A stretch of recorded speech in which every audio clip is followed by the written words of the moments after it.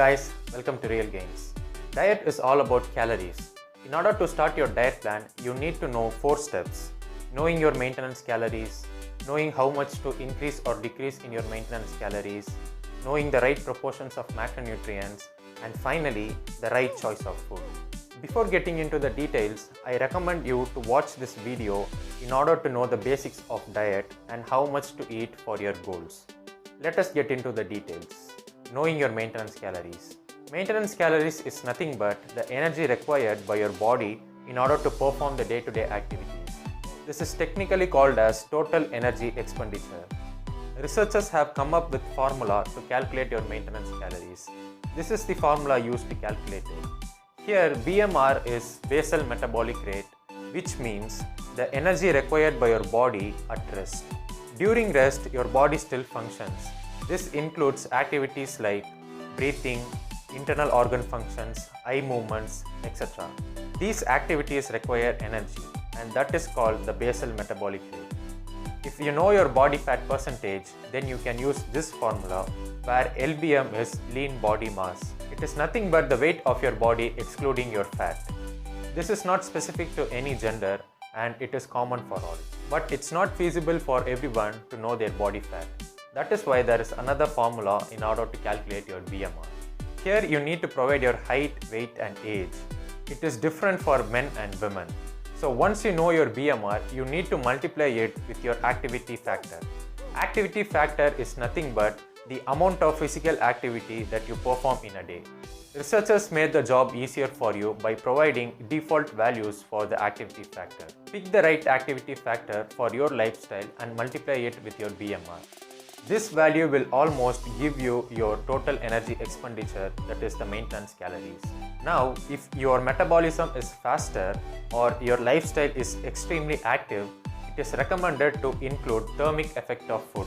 Thermic effect of food is nothing but the energy required by your digestive system in order to digest the food and make the nutrients supplied to your body. This is usually 10% of the maintenance calories. So when you add this to your previous value, it will give you your maintenance calories. One shortfall of this method is that it doesn't consider your stress levels, your hormone imbalance, your geographical locations, etc. But this method will help you to find out your calorie intake and help you to start your diet plan. To make things easier for you, I have provided the link to calculate your BMR in the description below. Check it out. Now that you know your maintenance calories, it is time to know how much to increase or decrease based on your goal. In order to lose weight, you need to be in a calorie deficit. And in order to gain weight, you need to be in a calorie surplus. So for losing weight, the calorie deficit should be 20% of your maintenance calories. And in order to gain weight, your calorie surplus should be extra 200 to 300 calories. This increase or decrease in calories will change as you increase or decrease your weight. So it is recommended to check your weight periodically. Now that you know your maintenance calories and how much to increase or decrease based on your goal, it is time to know the right proportions of the macronutrients. Proteins, fats and carbohydrates are the macronutrients. Among these three, protein is of very high importance. No matter if your goal is to gain or lose weight, your protein intake should always be the same. An average sedentary human being needs 0.8 grams of protein per kg of body weight. This is very essential in order to maintain the muscles as well as perform the day-to-day activities. If hypertrophy, that is, muscle gain is of high importance while losing fat or gaining weight, then it is recommended that you take 1.5 to 1.8 grams of protein per kilogram of body weight. 30% of your calories should be coming from fats. This is the minimum quantity and it can increase based on your calorie intake. The only leftover macronutrient is carbohydrates. This is the key macronutrient which you need to manipulate for your goal. In order to gain weight, your carbohydrate intake should be higher. And in order to lose weight, your carbohydrate intake should be less than 30% of your calorie intake. Once you have framed your diet and you have started it, you need to track your calories every day. This will make sure that you have met your calorie intake requirements. Also, you need to check your weight every week. Weekend is a good time to check your weight. This will help you to remanipulate your maintenance calorie levels and frame your diet plan for the upcoming week. Now you almost know how to start your diet plan. You know your maintenance calories, you know how much to increase or decrease in those calories, and you also know the right proportions of macronutrients to achieve your goal. The last thing you need to know is the right choice of food.